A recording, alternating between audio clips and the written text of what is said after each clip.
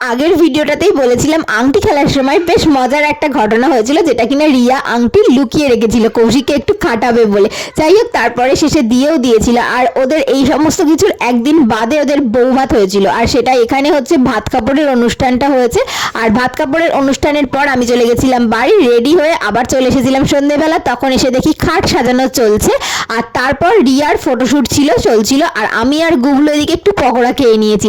আর তার মধ্যেই কৌশিকেরও ফটোশ্যুট হচ্ছিল, আর স্টলের মধ্যে ছিল কফি আর পকোড়া, তাই একটু খাওয়া দাওয়া করেছে। আর তারপর নাচ তো আছেই, জম্পেশ করে নাচানাচি হয়েছে। আর তারপর কৌশিক আর রিয়ার কিছু ফটোশ্যুট শেষ করে রিয়ার যে হাতে সরার মেন পার্ট, সকলের পাতে ভাত দেওয়া, সেটা হচ্ছিল। আর তারপর সবাই খাওয়া দাওয়া করে ওদের ফুলসজ্জার নিয়মগুলো পালন করে নিয়েছিলাম। আর তার পরের দিন ছিল রিয়ার বার্থডে সেলিব্রেশন, দুদিন পরে ছিল রিয়ার বার্থডে। যাই হোক, এইভাবেই কৌশিকের বিয়েটা আমরা কাটিয়েছি। কমেন্টে জানিও ভিডিওগুলো কেমন লেগেছে, আর ভালো লাগলে লাইক শেয়ার এন্ড সাবস্ক্রাইব করতে ভুলো না। টাটা।